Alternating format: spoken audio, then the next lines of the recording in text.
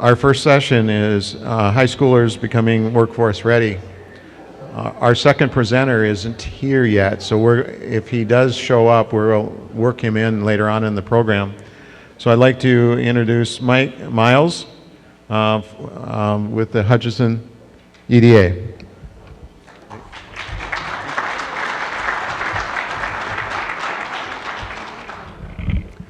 Okay, thank you very much for that. Thanks for inviting me. I always appreciate the opportunity to share what we're doing in Hutchinson. Can everybody hear me okay? Okay, how's that? Is that okay? That's better, okay.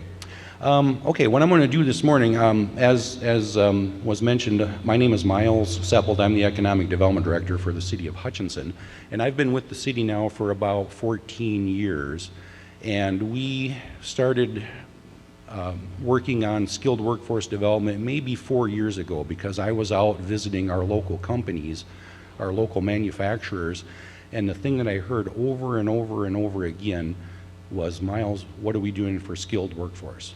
I mean, just every company right down the line had this huge need.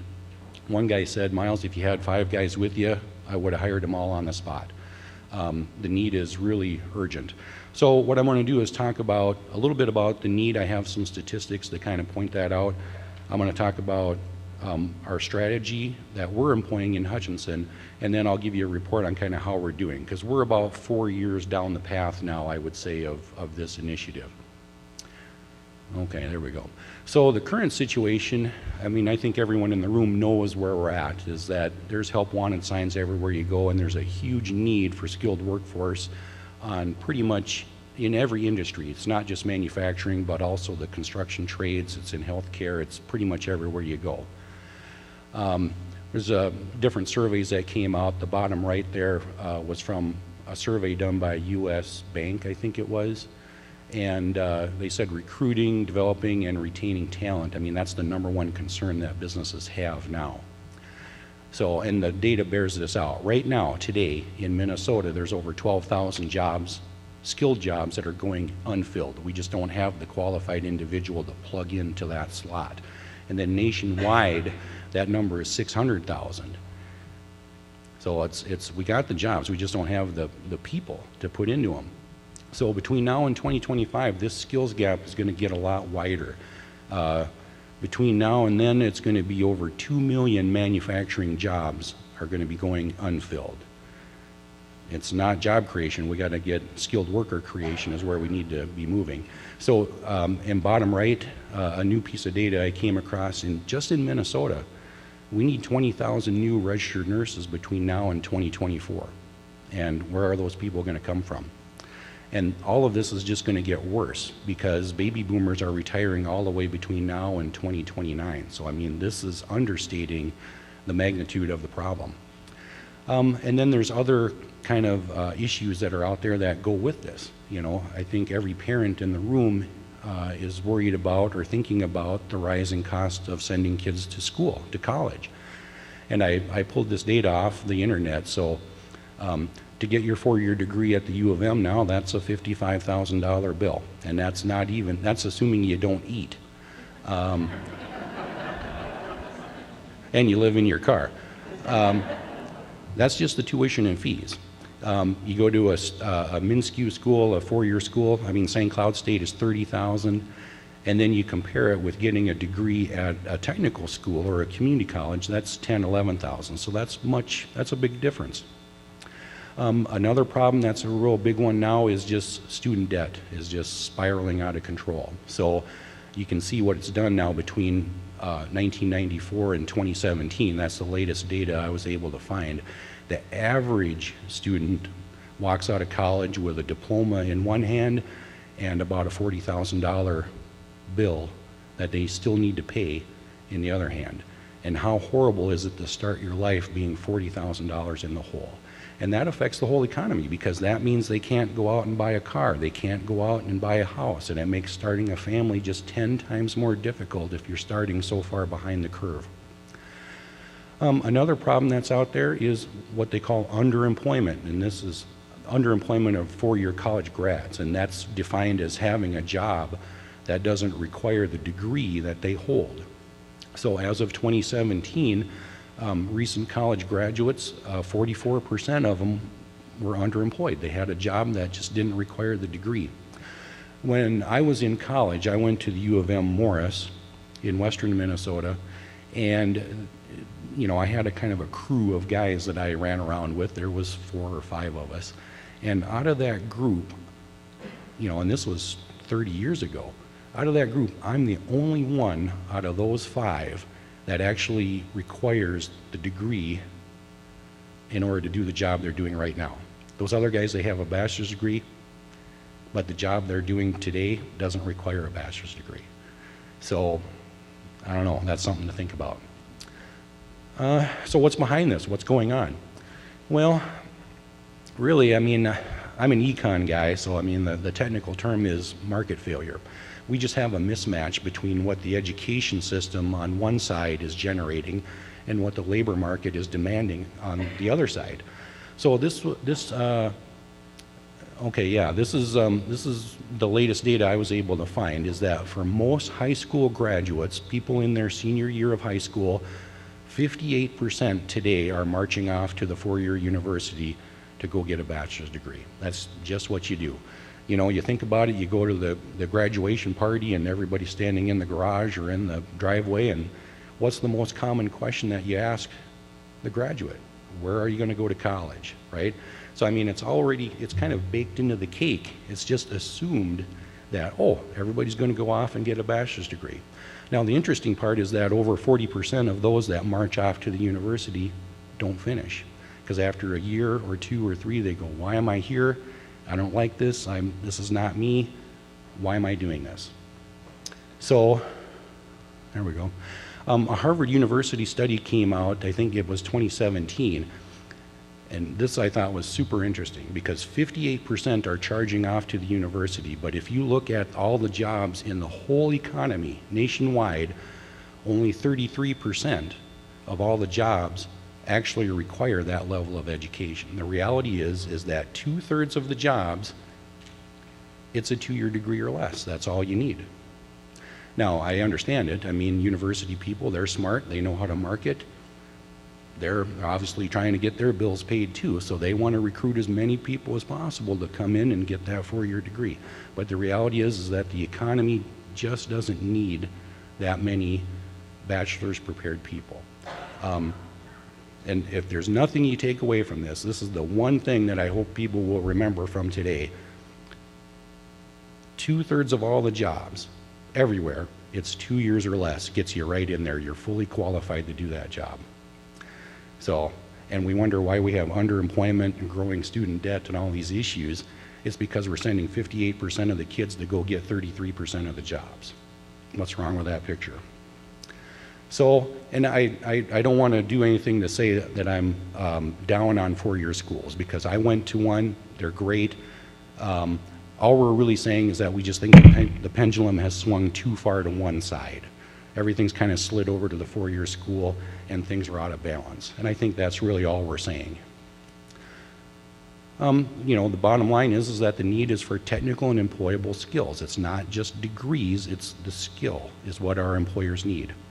So in Hutchinson, our premise is that the solution to the skilled workforce dilemma, it's right in front of us. It's the 10th graders. That's where we're going to solve this problem. It's not about recruiting people to come over from the neighboring town or the neighboring state. It's the kids in 10th grade. We just got to get them moving in the right direction. So everything that we're doing in Hutchinson is kind of built around that premise. Okay. Our school mascot's the tiger, so that's why everything's tiger this and tiger that.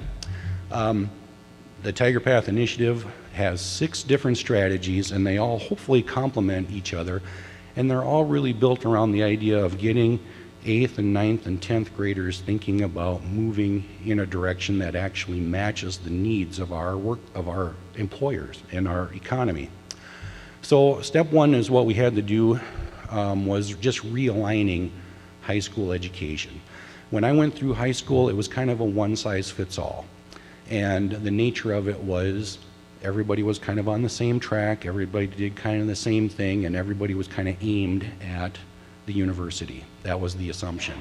And then kind of built into that was sort of a mindset that, you know, if you're going off to the university, that makes you a winner, and if you're not going to the university, well, you know, maybe not.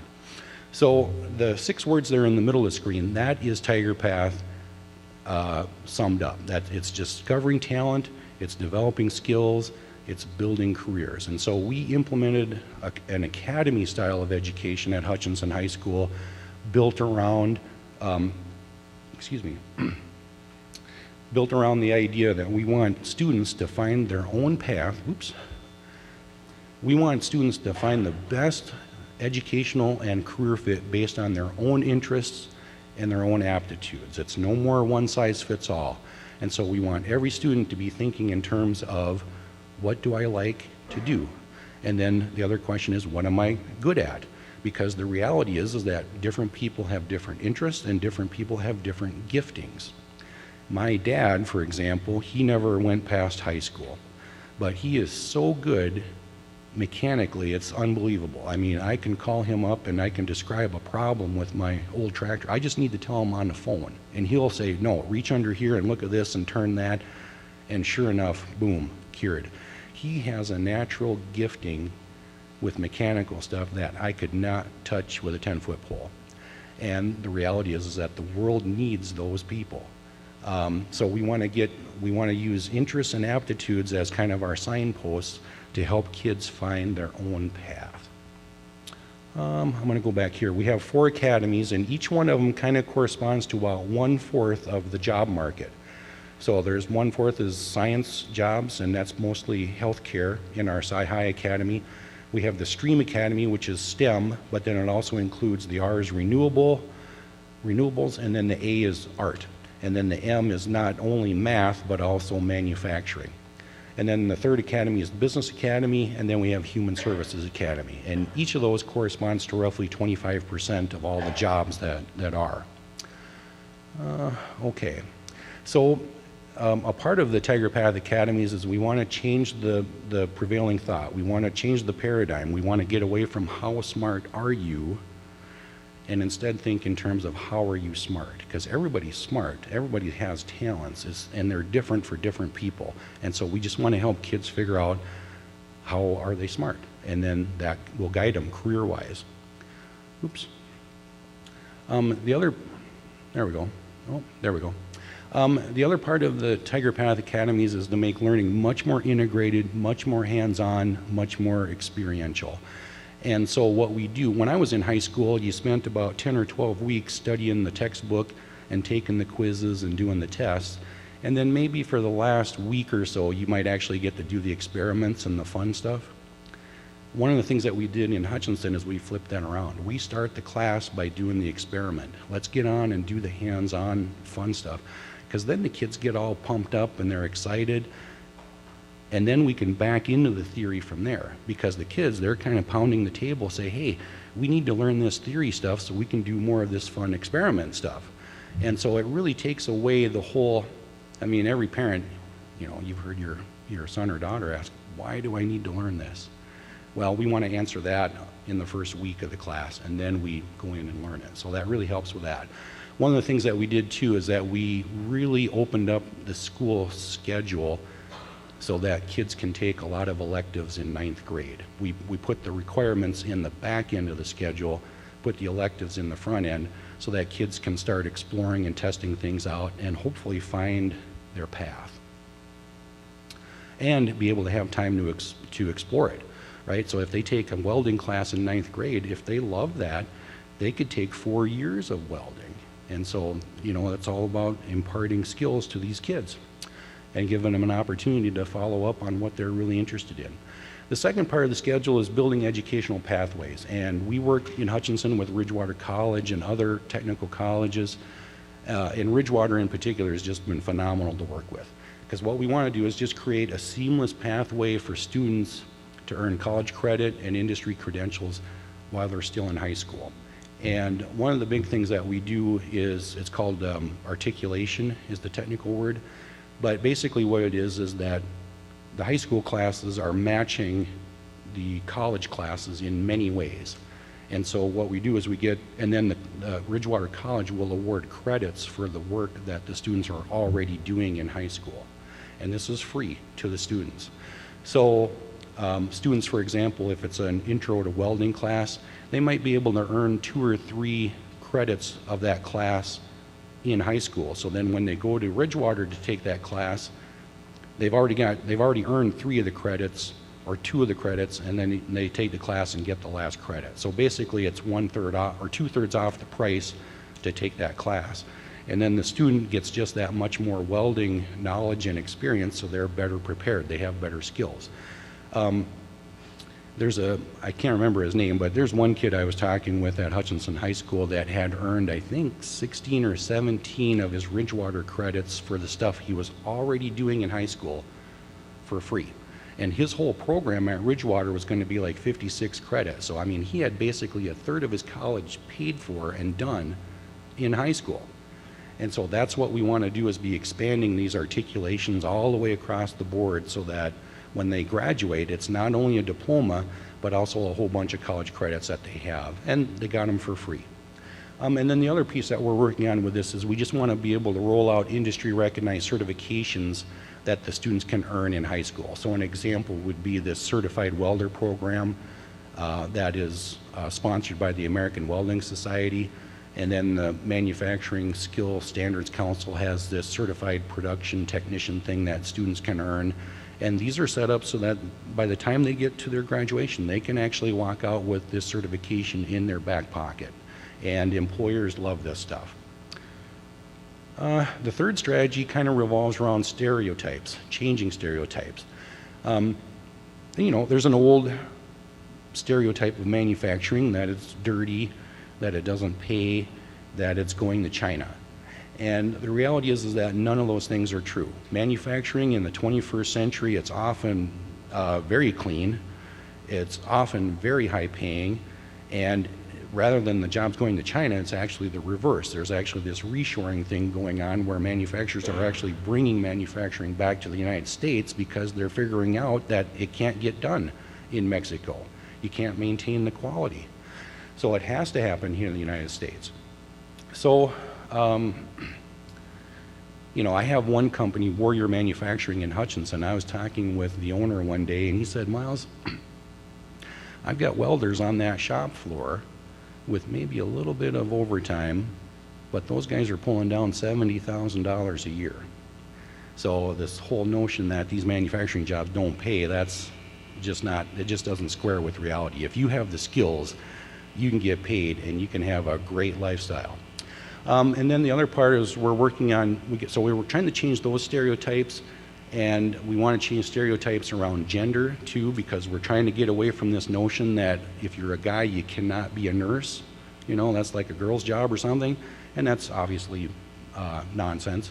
So we want to work on things like that, and then also that girls don't do manufacturing. That's silly, right? Of course they do. I talk with our welding instructors. They tell me often the best students they have are the girls because they're the ones that actually listen. The boys, I know this, I got this, whatever. But the girls say, "No, show me how to do it and I'll do it the way you tell me to do it." And then the other stereotype we're trying to get rid of is this education career thing, that somehow a 2-year degree or a technical degree is somehow inferior to a liberal arts degree. I mean, if you think about it, the technical degrees and those technical occupations, they're foundational to our whole civilization. Who would want to live in a world without plumbing, right? I mean, when I was a little kid, we actually had an outhouse. I like the indoor version a lot better. And we wouldn't have those without plumbers. We need those people if we like the way we live. How would we like to live without electricity? Wouldn't be much fun. So the technical careers are actually the most important, I would argue. And I would submit, maybe we'll get by okay if we have one less attorney or whatever. So to change the stereotypes, we're really rolling out tours of these different employers so that students and parents can see what's going on inside these manufacturing companies, because oftentimes they just don't have a clue. We're doing job fairs at Hutchinson High School. One of the things that we're doing is bringing high-tech manufacturing right into the high school, and I'll talk a little bit more about that. And then, you know, we have some of the traditional stuff with our website that we've rolled out, and I'll share a little bit more about that. The fourth strategy is just to really cultivate relationships with employers. And it's not just the manufacturers, but it's also the bank, it's also the dentist, it's also the health clinic, and so forth. Our former high school principal, Patrick Walsh, he says, bring school into industry and industry into school.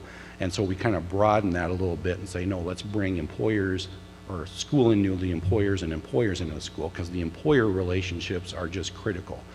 So to that end, we hired a person to be our Tiger Path coordinator. So she's an employee of the school district, and it's really her job is to cultivate these relationships. So a chunk of that is internships for the students at employers, and again, not just the manufacturer, but also at the dentist office or at the bank or whatever.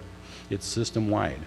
It's the website. You know, we have a program that's Adopt a Classroom. We want to get a dentist to adopt a science classroom, for example, and that means they could maybe send one of their staff over to give a little talk about what it's like to work in a dentist office, or they could host some students for a day of job shadowing or an internship. Maybe the dentist buys them a giant tooth or something to put into the classroom, whatever it is. We just want to get our high school teachers and our students connected to employers and get everybody on a first name basis. And employers love this stuff because they're looking at potential future employees. Our dream with these internships is that, you know, little Johnny gets done with his internship on Friday, and the boss walks up and says, we like what you're doing, why don't you come back on Monday, we'll pay you $18 an hour, we're going to help you go to school, and you're going to be on our team. So that's where we want to get to. Another strategy was just to upgrade our career and technical education facilities at the high school. It's an unfortunate fact of life that many of these facilities in high schools around Minnesota and the nation, they look more like a dungeon than a place of education. I mean, they're gray, they're dirty, they're outmoded, they're full of obsolete equipment. 4 years ago, our career and technical education classrooms at the high school, it was just a fright. And our school superintendent, he was bringing me on a tour, and he says, Miles, this doesn't defeat the stereotype, it reinforces the stereotype. And, you know, it's easy to imagine a mom or a dad going through there with their kids, and they're going to say, little Susie, go to college, because I don't want you to end up in a place like this. And so we had to update our facilities at Hutchinson High School, and it's about changing the stereotype, it's about getting students inspired, and it's providing world-class equipment. So, and I'll come back to that. The sixth strategy that we're implementing right now is we want to create an authentic manufacturing business that's going to be owned, operated, and run by the students themselves based in the high school. We want them to design and build real products for real customers. So what we're looking at right now, we have the building trades division is already kind of operating, and I've got a picture about that. There's going to be a metals and machining division that we're going to be launching. There'll probably be an engines and automotive division, and then hopefully a screen printing division, because every high school has umpteen t-shirts that they order. We can make those in-house, why not?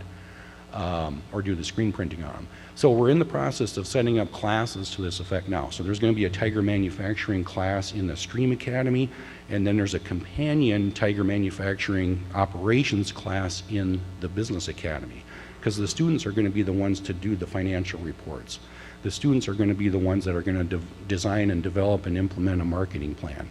The students are going to be the ones to use their CAD lab to design products for companies or customers, and the students are going to manufacture these things, and the students are going to invoice for these things. So in every way that we can possibly make it, it will be an authentic manufacturing business that these students are going to be running. So I really learned about this. It's Cardinal Manufacturing in Wisconsin. That's where we learned it all from, because they've been doing this for the last umpteen years, and that's a phenomenal, phenomenal program. So you know, Craig Sigelski, he talks about, I mean, the purpose behind it. Craig Sigelski is the instructor that runs this thing over in Wisconsin.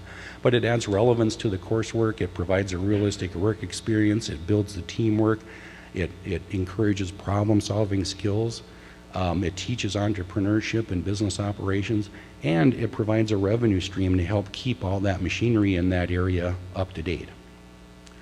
So this is Eliva-Strum School District in Wisconsin, and they've been running Cardinal Manufacturing for more than a decade, I think, and those are the actual job classifications that they have listed. So I was talking with one kid, he was the production manager, and so he had this big whiteboard, and he had all his people listed down the left, he had all the jobs lined out across the top, and he was showing me this thing, and he says, yeah, I got to order some materials because I got to get Tom and Joe to get this cranked out by Friday, and we got to ship it on Monday. I mean, he was doing the real production manager job, and like, how good does that look on the resume? It was just amazing what they're doing. And when I asked them last, my date is probably a little bit out of date, but the last time I talked to them, I thought they said they had about $100,000 in sales this past year. And so that money, it goes for three things. Number one, it's obviously to buy the business inputs, your supplies and so forth. The second piece was to go into keeping all the equipment up to date and buying new equipment and expanding their capabilities. And then the third piece was profit sharing for all the students that were in this thing. Every kid that was in Cardinal Manufacturing, they walked out with a check at the end of the school year between $1,000 and $2,000 for profit sharing. And one of the kids, I think that guy on the left actually, he said, you know, it's pretty easy to go to school when they pay you for it. And then every one of those kids had gotten scholarships too, because of all the cool, amazing things they were doing. Pretty much every single one had their schooling paid for through scholarships for what they were going to go and do. One kid actually took his profit sharing money, he bought a machine and put it in his dad's garage, and then he was running his own little manufacturing business, and he paid for the rest of his school that way. So it's like, I mean, how cool is that? So that's the path that we want to follow. So we've already gotten into the building trades division. We build tiny houses, so we've built and sold 2 of these things, actually. We're working on number 3 this year. Okay, progress report. So like I said, we've been doing this now for 4 years, and so we're a little bit further down the path. We still have a ton of work to do. Dan Conroy, when he comes up later, he'll talk about this. One of the most important things you got to do is get out of your building and get into their building, with them being the manufacturers and the employers. So we got to go and talk to those people and get them engaged. And it started with our Economic Development Authority. We said, okay, if we're serious, we got to put some money on the table. So we wrote the first check to make this all happen, and we framed it up as kind of a matching grant. And then I went and I spoke with local employers, and I told them what we wanted to do and how we thought we were going to do it, and we asked for their partnership. And to be honest, it was not a hard sell. I mean, it was actually pretty easy. And most every company said, yep, we're in, we need this, we got to do this, what can we do? I mean, I didn't have to twist any arms. And as you go along, you just get more and more momentum. So it looks very intimidating, but right now we have 28 partners, we've raised over $1.5 million, and it's still going on. We get companies that call us up, and they literally, Miles, can we get in on this thing? Will you let us? And I go, well, yeah, I'll let you. How much you want to give me? I had a funny conversation with a company last year because they wanted to be a partner, they wanted to get in, we were trying to figure out the amount, and nobody wanted to say a number. And so I go, well, I'll just put a number out there, you tell me what you think. And I go, well, and then they said, we want to do something over 2 years. And I go, well, there's a long silence. I go, how about if we'll just do, let's say it's a 30 and a 30. How do you feel about that? Sure, easy. Yep, we'll do it. I mean, it was not hard. It's not a hard thing. It looks hard, but once you get going at it, it's not that hard. One of the things that we did too is our high school was pretty out of date, so we had to do some modernization at the high school, so we did a pretty extensive remodeling project, built some new classrooms, and so the classrooms kind of got built around the CTE area. You know, CTE, it stands for Career and Technical Education, but we kind of rebranded it, so now we call it the Center for Technical Excellence. So this is what we had. This is the dungeon, and it was bad. That machine in the lower left, I looked at the little plate on the side of it. I think it was like 1951 or something. I guess kids could share with their dad because they worked on the same machine or something. But today, right now, I would say until somebody proves me wrong, Hutchinson has the best equipped and most advanced technical education program in Minnesota. And so we got all new machinery.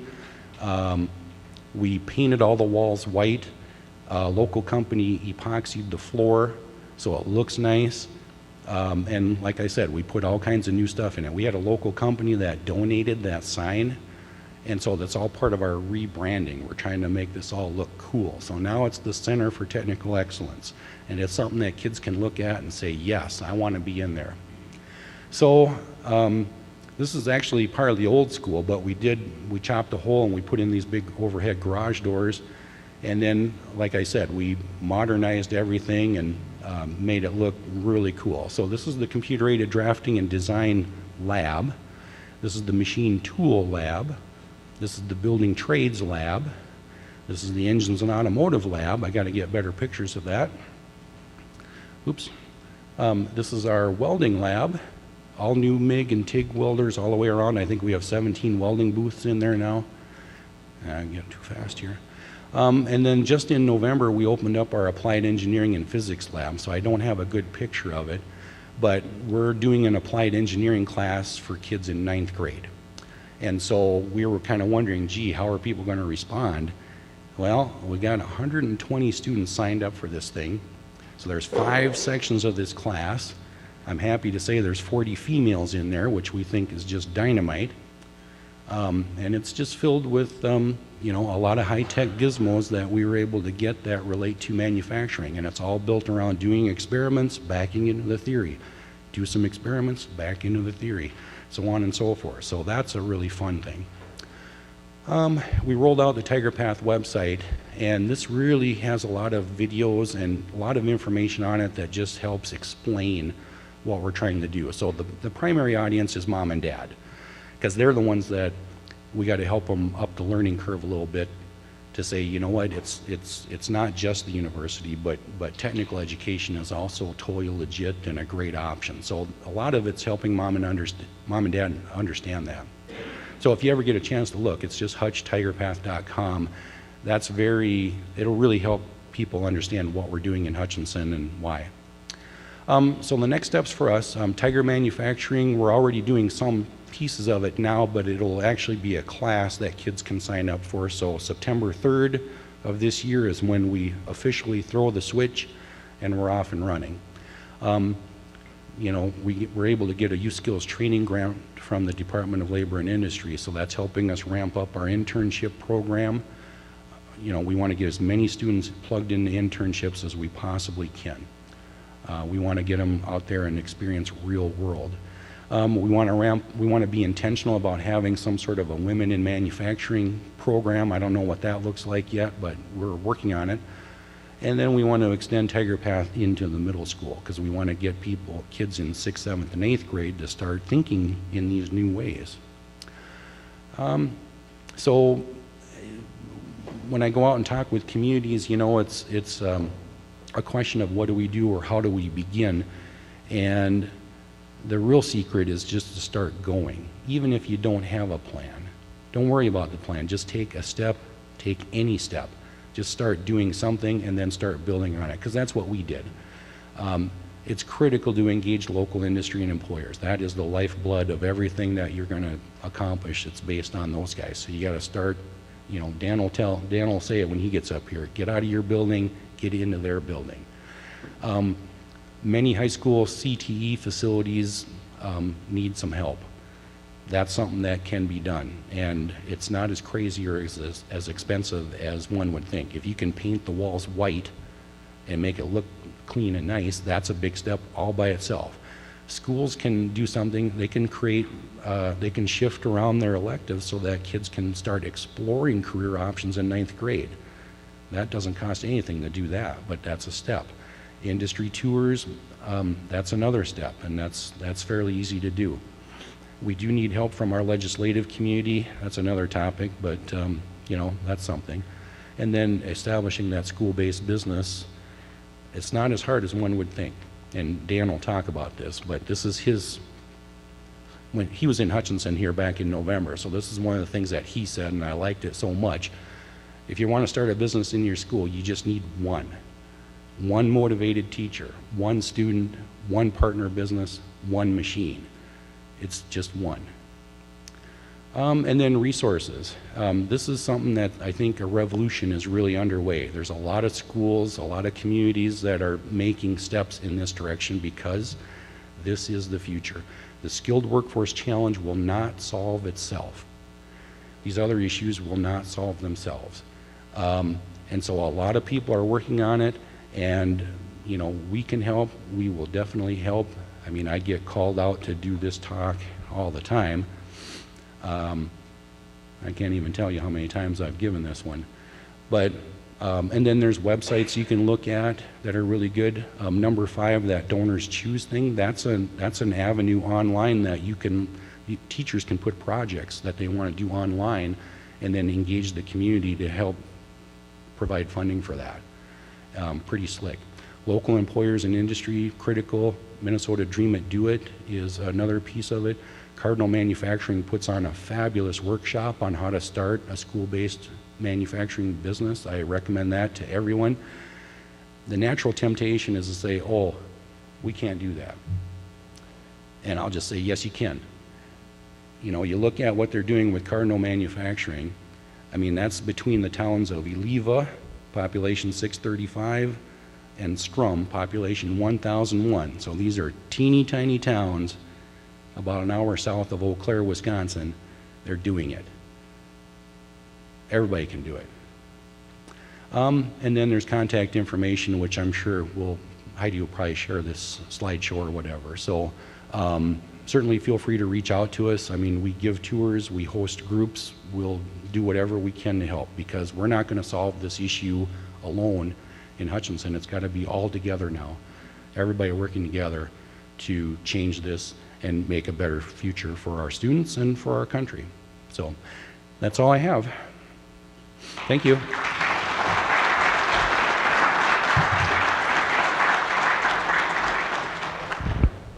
Well, I just wanted to mention that in your folder, you're going to find the information and the contact information that you were talking about. It's in here. And I also wanted to ask, I would presume that there's a lot of students that you have at the school who want to get involved in this. Do you have any issues with having to turn them down because there isn't room, or how do you put them into the queue to be able to take the courses? That's a great question, and you're right. We have these first-year pathway class. I used to have a slide in here that graphed out first-year pathway classes, so it had welding and drafting and so forth, and they're all bumping along at 10 or 12 students in each one. And then when we implemented the Tiger Path Academies, everything just took off like a rocket. When we made it available for them, they jumped on it. So we haven't really run into space issues yet. So I don't have an answer, but I can say that enrollment in all these classes is just skyrocketing. We have to roll out more sections of the different classes all the time. I mean, most high schools have a hard time holding on to one tech ed teacher. In Hutchinson, we've got 4 of them. And, there's going to be more because that's where the demand is. So I think we'll just have to adapt and overcome. And if the problem is that, we will take that problem. Yes, sir. Miles, we keep hearing different things that students can do under internships that, under state law and stuff. So I've heard, like Matt talked about earlier, that, when they get 18, they can do all kinds of stuff. But what can a high school student do as far as in manufacturing? Can they work in a welding shop or Yes. where there's heavy industry? Yes, and Department of Labor and Industry, they've actually got a really neat handout that says what students can do and cannot do, and actually it's way more than most people imagine it to be. I mean, there's a pretty fair degree of flexibility there, and if it's a particular thing that's not on their list, and it's an extensive list of what they can do, if it's not on the list, you can engage them and work with them and more often than not get it added to the list. So I mean, that really is not a constraint. 16, 17-year-olds, you can get them out there doing this stuff. You got to play by the rules, you got to keep them safe obviously, but they can do a lot more than most people imagine. As long as they're part of an approved program. All right, Rich will talk about that when he's up here. Any other questions? Otherwise, I'll be around all day, so if you have anything, you can just flag me down and I'll be happy to visit with you. Thank you.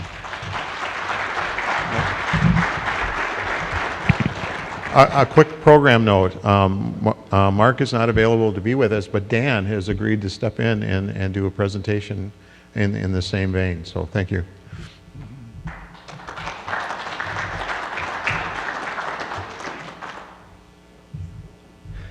Thanks. I'm just filling in time, so it's hard to follow Miles. But he talked a little bit about Cardinal Manufacturing, and Cardinal Manufacturing is awesome. They have their school-based industry, and I'm going to give a short presentation to fill in a few more blanks about what that's like. I have another slide that I don't, this is an older presentation, so let me just give you Cardinal Manufacturing by the numbers. It's a tech ed program in Olivas-Drum, Wisconsin, in the middle of nowhere. School literally is in the middle of a cornfield. They have a graduating class size of 43. Oliva is 600 people, Strum is 1,000 people. That school tech ed program, by the way, students compete to get into the tech ed program. It's not the ones that have nothing else to do, it's the students that are the best and the brightest. They do resumes, they do letters of reference, they do interviews, and they have their credentials. And they have to be recommended by the school counselor as well. Compete to get in the program. Every year they have over $100,000 worth of revenue. The students get between $1,000 and $3,000 worth of revenue sharing from that. A lot of that gets put back into the program and their equipment. On top of that, they have $56,000 worth of scholarships that the students get on top of the revenue sharing, and most of that's recurring, so it's whether they go to 1, 2, or 4-year program year after year. Graduating class is 43. High school in the middle of a cornfield with a graduating class of 43. And one tech ed teacher. That's what they're doing in Olivas-Drum. They have an open house every year for the community to come in. They have a free lunch, and they have free will offerings so people put money in if they want to, but it's free lunch.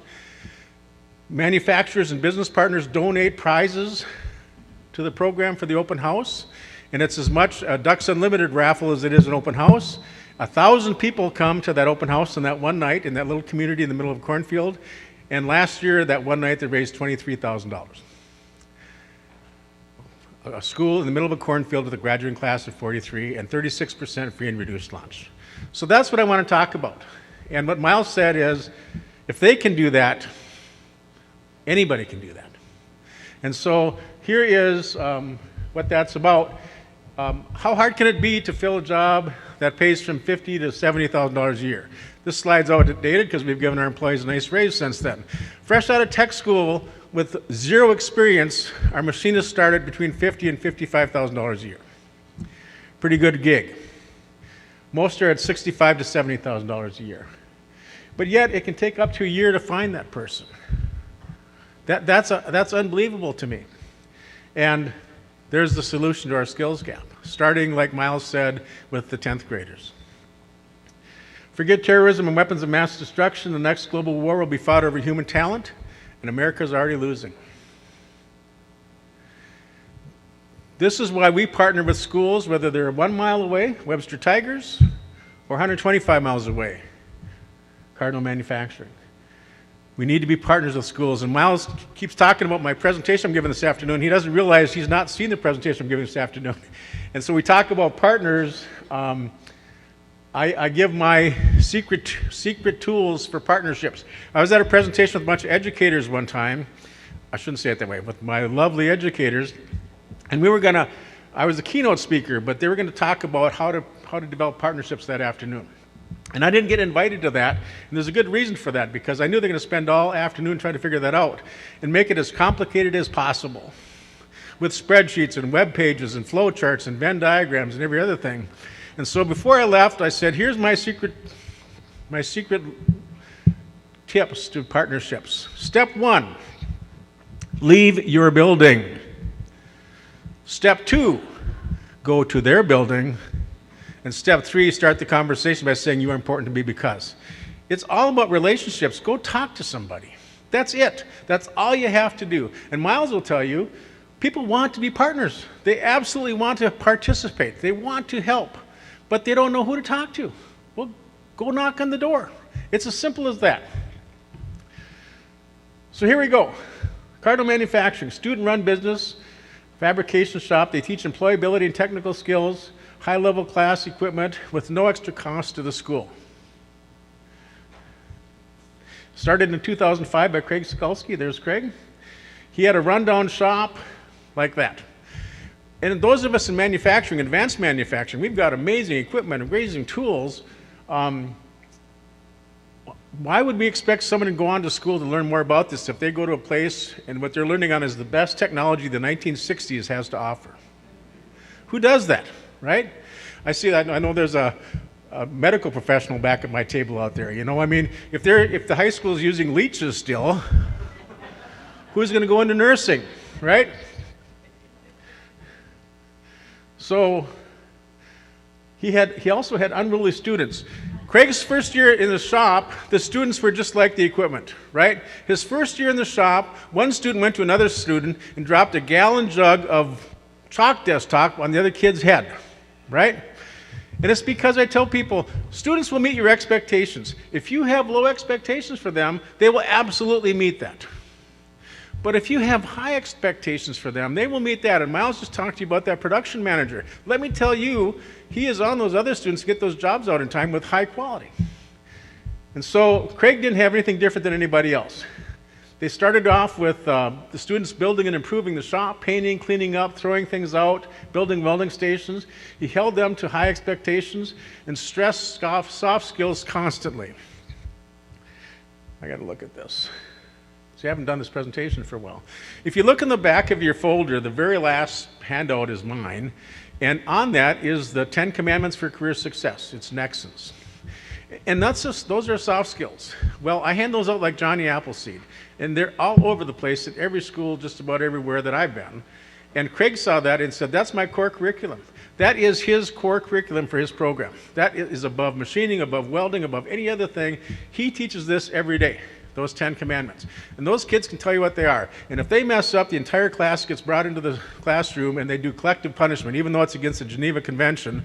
He will talk about soft skills. On the backside of that for businesses, by the way, is an article I wrote when I was mad. And it's talking about soft skills. And it's saying, quit whining about it, do something. Be a partner. So when you have a second and you can read an article by a mad author, you can read that. But just so you know, that's a double-sided page there. So Craig started off. And again, he had a vision. He said, we're going to do this. We're going to go. And partners stepped up. They provided some early donations of equipment, maintenance, and materials, and off he was going, right? All it takes is a fired-up tech ed teacher, a vision, an early business partner, and cool equipment.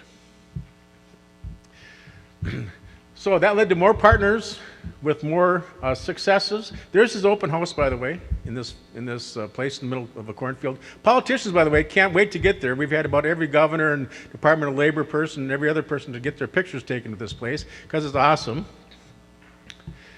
And here's Craig's philosophy. He thought he should just teach technical skills and they'd be good employees. And he tipped it on his head and he said, I need to teach some soft skills.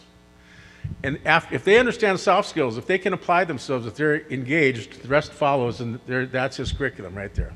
Our Nexen 10 Commandments for Career Success. He has huge posters, huge banners up in his classrooms for that they look at every day. And so this is what they do. The students literally run the business. They take care of everything. And they have a credit card that students use the credit card to buy materials.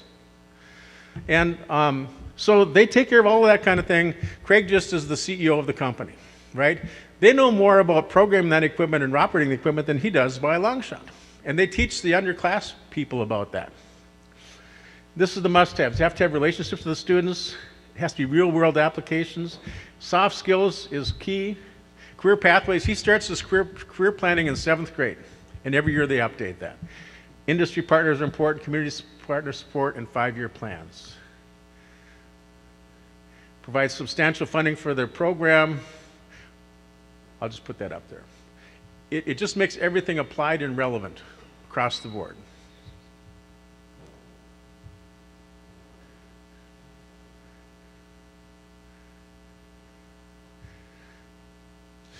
And his students are all successful. They go on to 2-year, 4-year, 1-year programs, self-employment, all kinds of things, but every one of them are rock stars. Can you imagine hiring someone that has this 10 Commandments for Career Success embedded in their soul? Can you imagine what kind of employees they are? Right now he has a student, she's a senior. She works at Menard's warehouse, Menard's headquartered in Eau Claire. She works at the warehouse every night from 3 in the afternoon till 3 in the morning. Ambitious, motivated young lady, absolutely. Do you know what else she is? She's the manager during that shift. And so she's managing 40-year-olds, and she comes back going, Craig, you can't believe these people. They don't understand attendance matters. They don't understand communication is an important thing. They have bad attitudes. An 18-year-old managing others while she's still in high school. Those are the students and the caliber of the people that he's got in his class. And that's just pictures of students exceeding expectations. If you business folks would see those students, would you want to be a partner with that school? Absolutely. They're professional, thoughtful, courteous, and smart. You go where you look. If all you think about is all the reasons you can't do something, guess what? You can't do it. But if you say, I can, I will, I must, it doesn't matter whether you have all the pieces together, you will. Stay focused on your destination. And I love this one, Mario Andretti's School of Management. If you're still under control, you're not going fast enough. That race car driver under control never wins the race, right? Miles, just go, right? Give her. Absolutely. You have a vision, destination, go. Got everything figured out yet? Who cares? Go. Get it done. Move. That's it. I think I made it in time.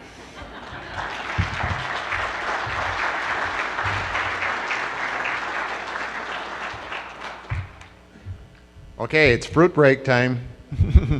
You have 5 or 10 minutes. Please enjoy, please mingle, and enjoy the refreshments that are provided.